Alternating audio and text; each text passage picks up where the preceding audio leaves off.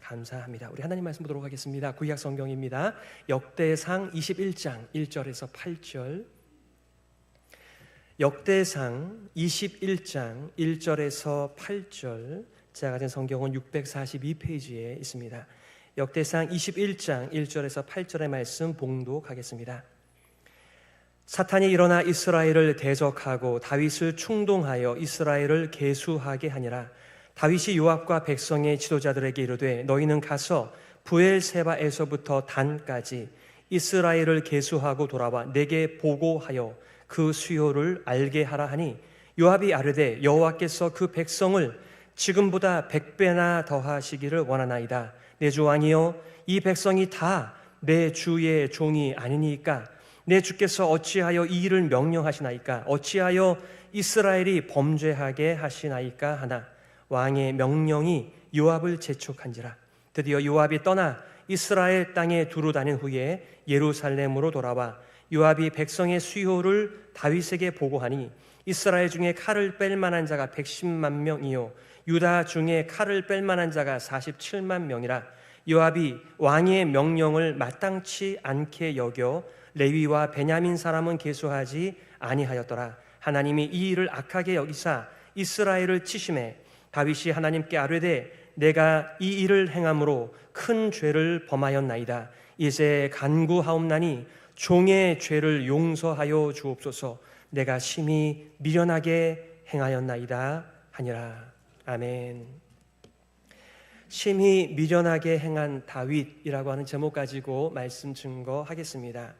여러분들과 함께 성전에 올라가는 노래 시편 120편부터 134편까지의 말씀을 함께 나누었습니다. 이 순례자의 노래를 마무리하면서 성전에 올라가는 이 노래, 도대체 성전이라고 하는 것이 어떻게 우리 가운데 오게 되었는가, 그 기초가 되는 첫 메시지, 역대상 21장의 메시지입니다. 실은 이 역대상 21장과 사무엘하 24장은 평행을 이루는 같은 사건을 다루고 있습니다. 하지만 같은 사건을 다루는 저자의 의도가 사무엘서와 역대기가 다르다라고 하는 것을 좀 아시면 좋겠습니다. 사무엘서에서 인구조사를 하는 다윗의 죄를 다룰 때에는 사울과 다윗이 하나님 앞에 범죄하여 그 나라에, 하나님의 나라와 백성에게 얼마나 커다란 해를 가져왔는가라고 하는 관점이 하나 있고요. 이 역대기에서는 이제부터는 하나님의 성전이 지어지는 메시지가 나오게 될 텐데, 어떻게 그 성전이 지금의 성전의 자리에 있게 되었는가, 이 출발과 관련한 메시지의 용도로 역대기에 같은 사건이 기록되어져 있습니다. 지난주 여러분들과 함께 시편 131편을 나누었습니다. 이런 말씀이었죠. 여호와여, 내 마음이 교만하지 아니하고 내 눈이 오만하지 아니하오며 내가 큰 일과 감당하지 못할 놀라운 일을 하려고 힘쓰지 아니하나이다. 실로 내가 내 영혼으로 고요하고 평온하게 하기를 젖된 아이가 그의 어머니 품에 있음 같게 하였나니 내 영혼이 젖된 아이와 같도다. 아멘. 여러분, 한 주간의 삶 동안 하나님의 품 안에서 하나님의 은혜를, 하나님의 용서를, 하나님의 사랑을 듬뿍 받으면서 여러분의 존재감과 여러분의 삶의 의의와 정체성을 확인하며 사셨는지요? 그것이 바로 우리가 하나님의 말씀에 열매를 맺으며 살아가는, 또 다른 말로 하라면 성령이 충만한 삶을 살아가는, 바로 그런 자에게 성령의 열매가 생겨나는 것이겠지요. 정말 성령이 충만한 삶, 성령을 쫓아 행하는 삶, 정말 젖된 아이가 어머니의 품 안에서 모든 것을 최고의 만족을 누리는 그런 여러분의 이 복된 삶이 되기를 기대합니다. 이 시편은 두 가지 인생의 가치를 대조하고 있습니다. 교만한 삶과 겸손의 삶을 대조하고 있습니다. 동시에 오늘 본문의 말씀은 교만한 다윗과 겸손한 다윗의 양면을 볼 수 있는 그런 본문이기도 합니다. 놀라운 일을 꿈꾸는 자와 어머니의 품을 꿈꾸는 자, 두 사람의 인생이 대조되기에 오늘 한 사람이지만 그 한 사람의 인생 속에서 얼마나 업앤다운이 크게 일어나는지도 함께 주목하며 우리는 하나님의 품을, 마치 젖된 아이가 어머니의 품을 그리워하는 것과 같은 우리의 영혼의 상태를 점검하는 그런 시간이 참 되었으면 좋겠습니다. 우리는 이 땅에서 순례자로 살아갑니다. 순례자는 인생의 한계를 인정하며 살아갑니다. 하나님 없는 세상과 인생들이 추구하는 마음의 교만, 눈의 높음, 그리고 위대한 일을 더 이상 꿈꾸지 않겠다라고 말합니다. 아담의 후손들이 바벨탑을 하늘까지 올리고 자기 이름을 내고 자기 증명하며 살아가기를 원합니다. 그러나 순례자는 자신의 인생을 증명하는 대신 자신이 인생뿐임을 잘 압니다. 그러기에 순례자는 마치 어머니 품 안에서 만족하는 젖된 아이처럼 인생의 본질을 누리며 삽니다. 어머니를 순례하고 사랑하는 젖된 아이처럼 하나님의 품에서 최고의 만족을 누리며 사는 삶, 바로 순례자들의 삶이며 그들의 복입니다. 우리 찬양 가운데, 복음성가 가운데 이런 찬양이 있습니다. 목마른 사슴 시냇물을 찾아 헤매이듯이 내 영혼 주를 찾기에 갈급하나이다. 주님만이 나의 힘, 나의 방패, 나의 참 소망, 나의 몸 정성 다 바쳐서 주님 경배합니다. 시편 42편을 노래로 만든 복음 찬양이죠. 정말 그 찬양을 부르면서 우리가 잃어버린 주님을 찾아서 정말 배고파서 물을 찾아서 그 헤매는 사슴의 영혼의 상태를 우리의 삶 속에 비춰보기도 하는 것이죠. 오늘 여러분들과 두 가지의 메시지를 나누려고 합니다. 첫 번째는 마음이 교만한 다윗의 인구 조사와 그 결과입니다. 두 번째는 회개하는 다윗, 다시 말하면 다윗의 교만을 심판하시는 하나님과 다윗의 회개를 나누려고 해요. 자, 첫 번째는 마음이 교만한 다윗의 인구 조사와 그 결과입니다. 오늘 1절과 2절의 말씀이에요. 사탄이 일어나 이스라엘을 대적하고 다윗을 충동하여 이스라엘을 계수하게 하니라. 다윗이 요압과 백성의 지도자들에게 이르되 너희는 가서 브엘세바에서부터 단까지 이스라엘을 계수하고 돌아와 내게 보고하여 그 수요를 알게 하라 하니. 여러분, 백성의 숫자를 세면 안 되나요? 우리도 인구 센서스 조사를 하잖아요. 오랫동안 많은 경비를 들어가면서요. 실제로 우리 성경에 민수기라고 하는 성경이 있습니다. 영어로 numbers입니다. 그러니까 이스라엘 백성들을 크게 두 번 계수하는 일이 있는데 바로 민수기에 나타나 있거든요. 그러니까 하나님의 명령으로 인구를 계수하는 거, 카운트하는 거는 아무런 문제가 되지 않겠죠. 그런데 오늘 다윗이 인구 조사를 하는 일에 대하여 하나님께서는 그의 악으로 간주하셨습니다. 그러니까 표면적으로 보이는 일을 가지고 그 사람의 선과 악을 분별하는 일은 쉬운 일이 아니에요. 우리의 속 마음은 우리가 마음이 감추며 살아가기 때문에 진짜 그 사람의 모습을, 겉으로 드러나는 모습을 가지고 다 알 수가 없는 것이겠죠. 보통 고대 사회 속에서 인구 조사를 하는 이유 두 가지는, 첫 번째는 세금을 징수하여 자금력을, 재력을 확보하기 위하여 인구 조사를 합니다. 두 번째는 인구 조사를 통해서 군 징집이나 아니면 강제 노역을 시키는 데 있어서 이런 목적으로 커다란 프로젝트를 성공하기 위한 두 가지의 중요한 군사력과 재력을, 인력을 충당하기 위하여 인구 조사를 하는 것입니다. 결국 더 많은 노동력과 더 많은 재력을 통하여 자신이 펼치고자 하는 원대한 목표를 이루기 위한 목적으로 다윗이 인구조사를 실행하게 된 것입니다. 그런 얘기 나와 있지 않아요. 그냥 단순히 명령을 내려서 브엘세바에서 단까지, 단에서 브엘세바까지의 정말 칼을 잡을 수 있는 진짜 성인들을 계수하라고 하는 명령이었습니다. 보통 최남단의, 유다의 최남단, 이스라엘 최남단의 지역 이름이 브엘세바, 이스라엘 최북단의 이름이 단입니다. 그러니까 브엘세바에서 단이라고 하는, 단에서 브엘세바는 이스라엘 전역에 칼 잡는 사람들의 숫자를 카운트하라는 명령이었습니다. 신명기 17장에 보면 왕이 해야 하는 일과 하지 말아야 하는 일들이 나와 있어요. 그 당시에 왕도 없었어요. 미리 주신 말씀입니다. 그 경고 중에 한 가지는 병마와 은금을 왕이 많이 두지 말라라고 경고하셨어요. 그 얘기는 이 나라는 세상 열방과는 구별된 다른 나라, 세상의 나라들은 병력에 의해서, 재력에 의해서 그 나라가 유지되며 그 나라의 강성함을 표현하고 있지만, 하나님의 나라는 재력의 나라, 병력의 나라가 아니라 하나님이 통치하시는 나라라고 하는 것을 보여주기 위한 대표적인 나라이기 때문에, 이 하나님 나라의 왕은 은금을 또 병력을 많이 두지 마라, 일부러 그렇게 말씀하신 거예요. 그런데 거기에 정반대의 생각과 마음과 행동을 지금 다윗이 행하고 있는 것입니다.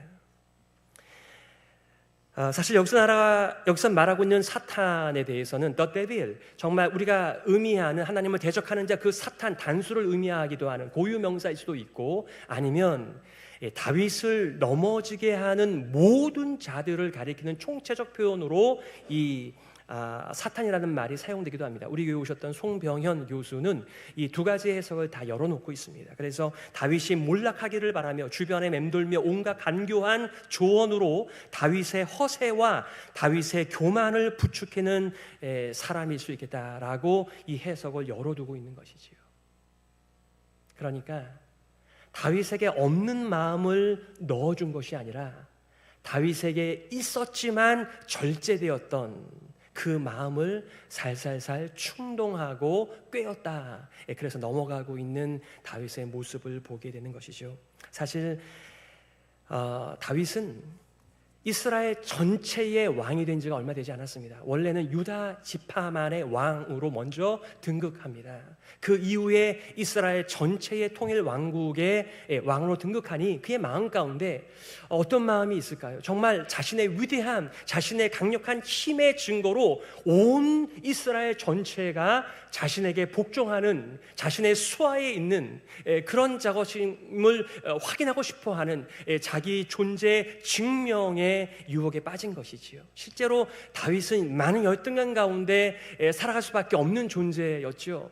사실 그가 집안에서 대우를 받을 때에도 사무엘이 기름을 부으려고 와서 7 아들을 다 기름 부었는데도 하나님께서 명하신 자가 없었습니다. 혹시 다른 아들이 없냐? 이렇게 물었을 때 말자가 있기는 있는데 별로 시원치가 않다. 이렇게 집안에서도 대우를 받지 못하는 그런 아들 다윗이었습니다. 그러니 그가 그래도 괜찮은 사람, 대단한 사람, 위대한 일을 감당하는 사람, 참 위대한 일을 많이 했던 다윗이었어요. 그럼에도 불구하고 여전히 그의 열등감이 채워지지 않는 거죠. 우리가 한 가지 교훈도 봤죠. 아무리 세상의 것을 가지고 훈장을 많이 달아도 우리의 열등감은 사라지지 않습니다. 하나님의 창조적 자상이 새롭게 우리 안에서 우리를 바라보지 않는다라고 한다면 우리는 세상을 다 차지해도 부족한 사람이 되는 것이지요. 그런데 이 숨겨진 다윗의 마음을 알아차린 사람이 있습니다. 결코 다윗이 드러내고 싶지 않았던 그의 숨겨진 마음의 동기 말입니다. 그의 군대 장관 요압이 알고 있었어요. 그래서 이렇게 간청을 합니다. 3절이죠. 요압이 아뢰되 여호와께서 그 백성을 지금보다 100배나 더하시기를 원하나이다. 내 주 왕이여, 이 백성이 다 내 주의 종이 아니니까? 내 주께서 어찌하여 이 일을 명령하시나이까? 어찌하여 이스라엘이 범죄하게 하시나이까? 요압은 다윗과 친척 관계입니다. 조카입니다. 다윗의 누이의 아들이 바로 요압이니까요. 하지만 다윗의 제일 측근으로서 다윗을 위하여 목숨을 버릴 정도로 용맹한 자였으나 다윗은 이 요압 때문에 골머리를 많이 앓습니다. 참 힘든 관계인 것이죠. 그러니 날 때부터 누구보다도 다윗을 잘 알았던 자일 수도 있겠고요. 그리고 지금 인구조사를 명령하는 다윗의 감춰진 동기도 얼마든지 해석하여 지금 충원을 올리고 있는 거죠. 참 요압이 실수가 많았던 자였지만 요압이 한 일 가운데 가장 잘한 일은 바로 이 일인 것 같아요. 다윗에게 그러지 마시라고, 이게 쉬운 일은 아니에요. 지금 사무엘 하에 보면 10개월 동안 결국 인구조사를 하여 보고를 하거든요. 그러니까 쉬운 일이 아닌 것이 분명하나 그것 때문에 지금 안 하려고 발뺌을 하는 것이 아니라 이것이 하나님 앞에서 자신뿐만 아니라 온 이스라엘이 범죄하는 일이다라고 하는 것을 말하고 있는 거죠. 그러니까 사실 어떻게 보면 다윗만 이렇게 교만한 마음, 오만한 마음, 놀라운 일을 하고 싶어하는 것이 아니라 지금 많은 이스라엘 백성들의 마음이 하나님 없이 자신의 가진 것을 가지고 자신의 존재감을 드러내며 그렇게 인생의 마음의 동기를 살려고 하는 사람들이 있다는 것을 은연중에 보여주고 있는 메시지이죠. 어찌하여 이스라엘에 죄가 있게 하겠습니까? 세 번역에 보면 어찌하여 임금님께서 이스라엘을 벌받게 하시려고 하십니까? 그러나 이 설득이 실패하였습니다. 오늘 4절이죠. 왕의 명령이 요압을 재촉한지라. 왕의 명령이 요압을 재촉한지라. 여기서 재촉했다라고 하는 말은 강압적이다, 강요하다라고 하는 말의 의미입니다. 즉 왕이 완력으로 자신의 포지션, 왕의 위치를 가지고 찍어 눌렀다, 이런 표현이 적합하겠습니다. 왕이 완력으로 요압에게 명령했다는 것이죠. 네가 왕이냐? 내가 왕이다. 시키면 시키는 대로 해. 한국에서도 군대에서 이런 일을 많이 합니다. 까라면 까라. 잔말하지 말고. 어쩔 수 없었습니다. 드디어 요압이 떠나 이스라엘 땅에 두루 다닌 후에 예루살렘으로 돌아와 인구조사 결과를 보고하는데 두 지파의 숫자를 뺀 10지파의 결과를 보고하고 있습니다. 오늘 5절과 6절이죠. 요압이 백성의 수효를 다윗에게 보고하니 이스라엘 중에 칼을 뺄 만한 자가 110만 명이요 유다 중에 칼을 뺄 만한 자가 47만 명이라. 요압이 왕의 명령을 마땅치 않게 여겨 레위와 베냐민 사람은 계수하지 아니하였더라. 110만 더하기 47만 157만 명이라고 보고를 하였습니다. 하지만 이 볼륨을 좀 더 작게 해서 너는 이거밖에 안 돼, 이런 뉘앙스가 있는 거죠. 이런 실갱이들이 보이는 거죠. 앞에서는 하나님께서 정말 수백만의 사람들을 더하실 수 있는 그런 위대한 왕입니다, 그러니 이런 거 하지 마세요라고 했다가 뒤에서는 왕을 왕으로 인정하지 못하는 이런 요압의 이면적인 모습도 보게 되는 것입니다.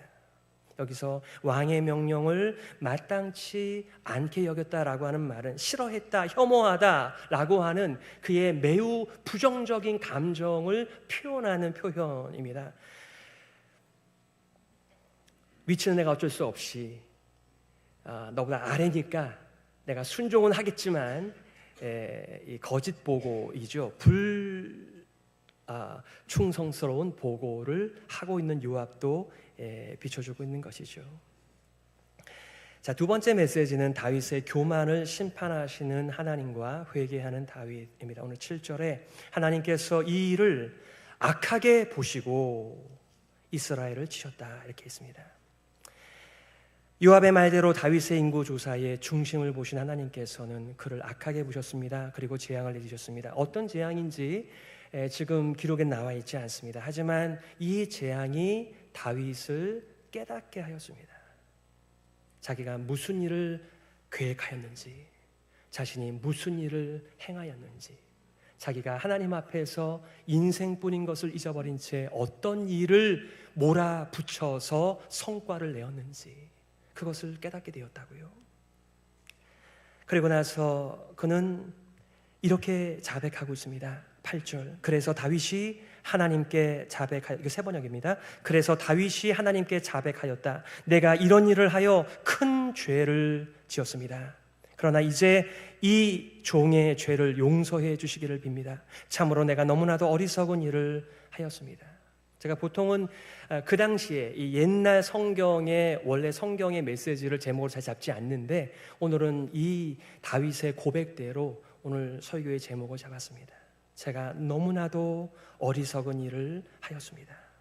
재앙을 보고 다윗은 자신의 행동이 하나님의 진노를 일으킬 만한 죄였다는 것을 깨닫고 자신의 어리석음을 인정하고 있습니다. 죄를 자백하고 있습니다. 여러분, 죄를 자백한다라고 하는 거, 우리 죄 용서의 확신 구절이 요한일서 1장 9절이죠. 만일 우리가 우리의 죄를 자백하면, confession, 우리의 죄를 자백하면 저는 미쁘시고 의로우사 우리 죄를 사하시며 모든 불의에서 우리를 깨끗게 하실 것이요. 아멘. 우리가 어떻게 인생이 깨끗해지며 우리의 더럽고 높아지고 하나님 없이 생각하는 그 추잡한 모든 것들이 깨끗하여 질까요? 성령께서 우리에게 우리의 진면목을 보여주실 때 그거를 뻗팅기지 않고 나도 다 사정이 있어요 이렇게 변명하지 않고 합리화하지 않고 그것을 그대로 인정하는 삶. 사람 앞에서야 이렇게 저렇게 변명할 수 있겠죠. 그러나 성령 하나님께서 우리의 깊은 것도 다 아시는 분이십니다. 그러니 그 성령님께서 우리의 깊은 죄들과 삶의 동기와 의도를 지적해내실 때 그것을 인정하는 것이지요. 맞습니다, 하나님. 제가 제 자신이 하나님인 줄 알았습니다. 이렇게 해도 되는 줄 알았습니다. 재력이 생기니까, 또 군사력이 생기니까 제가 얼마든지 명령 내리고 보고받으면 되는 줄 알았습니다. 그러나 그가 잊은 건 뭐였어요? 자기 위에 진짜 왕이 계시다라고 하는 것을 잊어먹고 자신이 인생뿐임을 잊어먹는 커다란 죄를 범하였던 것이죠. 성령께서는 우리의 진짜 모습을 보여주세요. 여러분, 전 여러분들에게 이간질시키는 것이 아니라요, 서로들끼리 말해주는 것을 다 믿지는 마세요. 여러분 뒤에서 하는 말을 우린 듣지 못하잖아요. 그러니까 그저 그런가 보다 하셔야 되겠죠. 하지만 성령께서 우리들에게 하나님의 말씀을 사용하여 말씀해 주시는 것은 진지하게 우리가 들을 필요가 있습니다. 하나님의 말씀은 살았고 운동력이 있어 좌우의 날선 어떤 검보다도 예리하여 우리의 심령 골수를 찔러 쪼개기까지 하는 우리를 살리는 생명의 말씀입니다. 모든 성경은 하나님의 감동으로 된 것으로 교훈과 책망과 바르게 함과 의로 교육하기에 유익하니 우리를 온전케 하는 말씀이라고 하였습니다.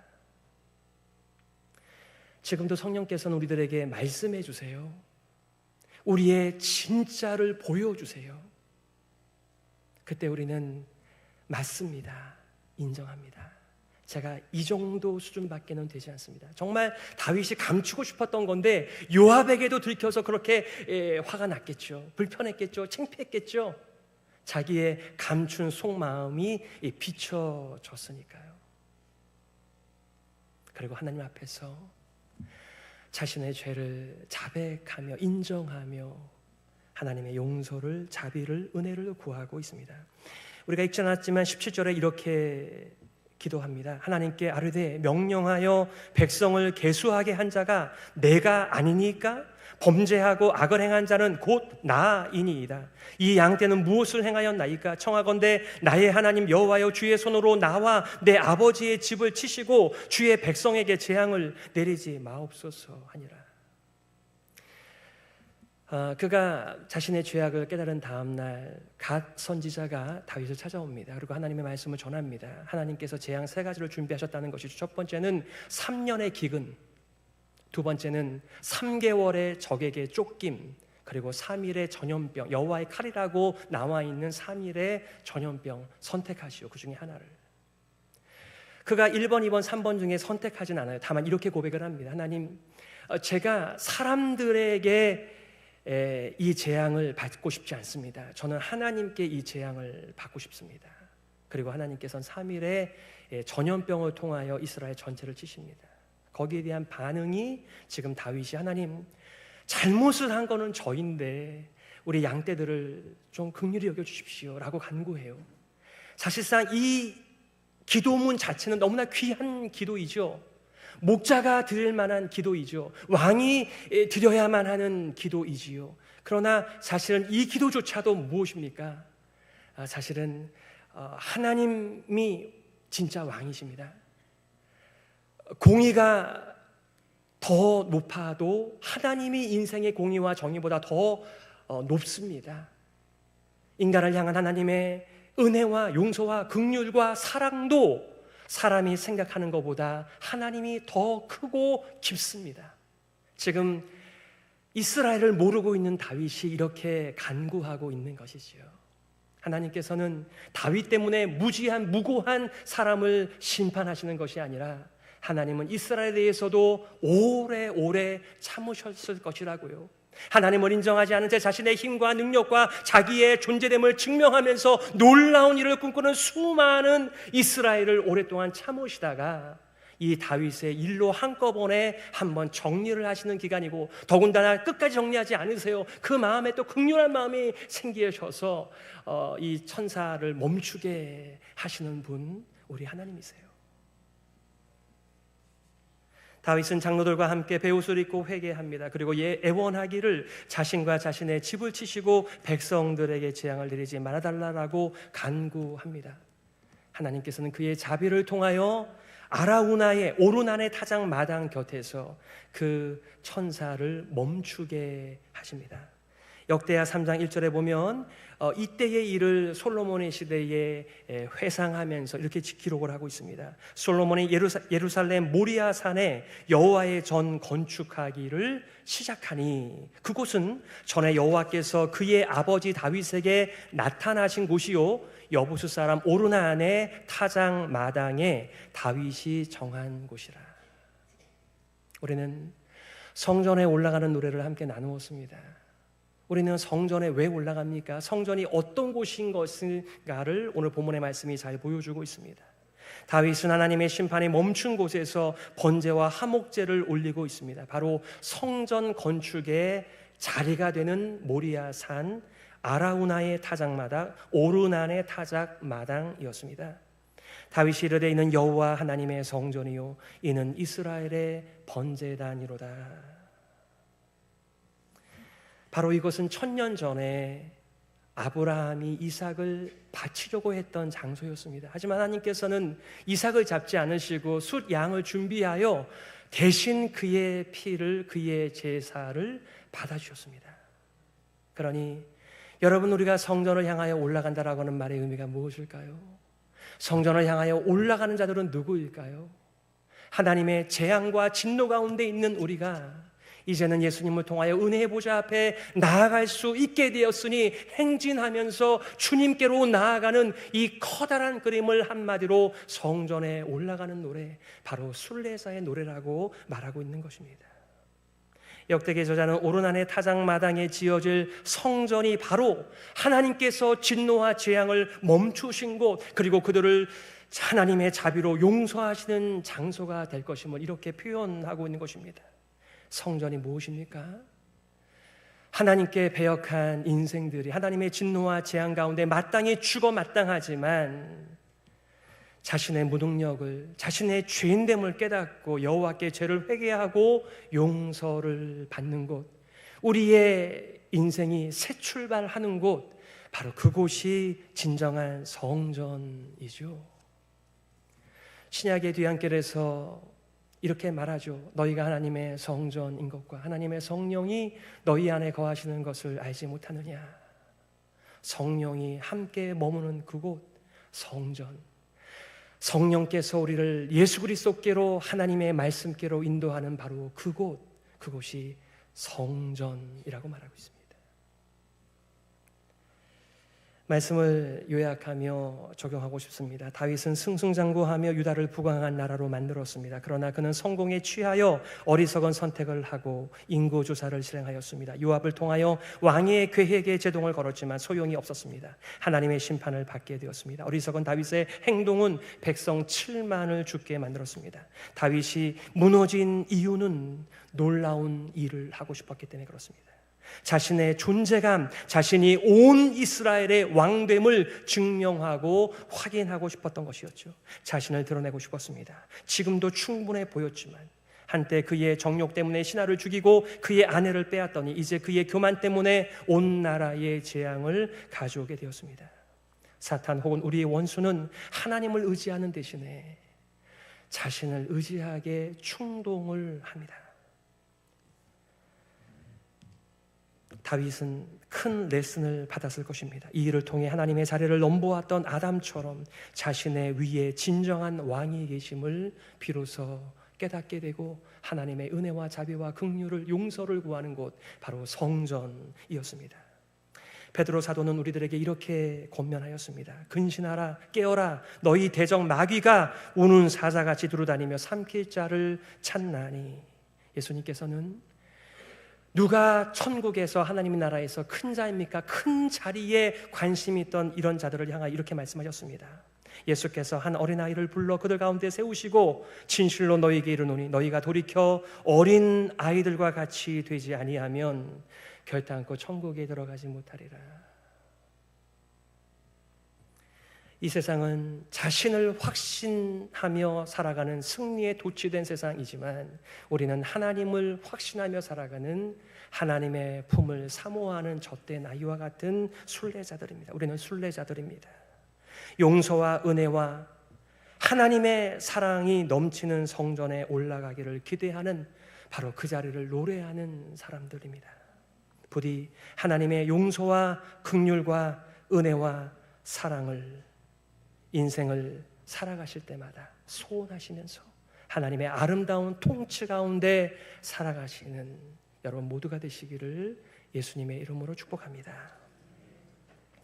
우리 시간의 말씀을 기억하면서 이렇게 기도했으면 좋겠습니다. 정말 우리가 원하는 건 뭘까?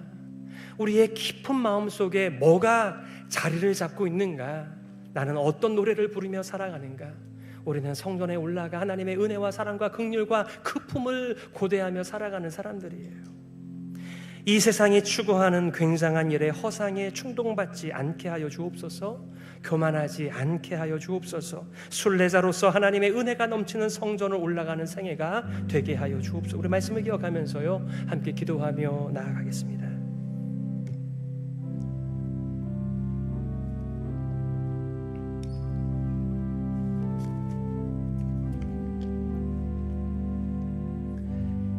하나님 아버지, 은혜를 감사합니다. 눈에 보이는 것, 들리는 것 참 많은 소식들이 우리 자신이 누구인지를 깨닫게 또 잊어버리게 만듭니다. 참 굉장한 일을 하고 싶습니다. 내 존재를 증명하고 싶습니다. 하지만 우리는 예수 그리스도 안에서 증명이 되는 하나님의 백성이요 하나님의 자녀요 하나님의 은혜와 용서와 긍휼과 사랑이 계속해서 필요한 인생입니다. 이 순례자의 삶을 서로 격려하면서 함께 지어져가는 성전 되게 하여 주시옵소서.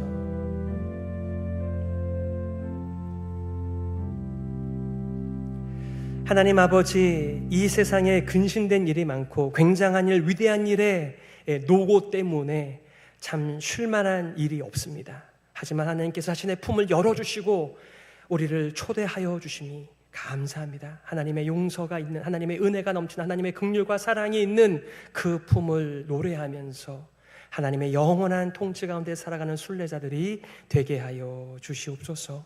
살아계신 예수 그리스도의 이름으로 기도드립니다. 아멘.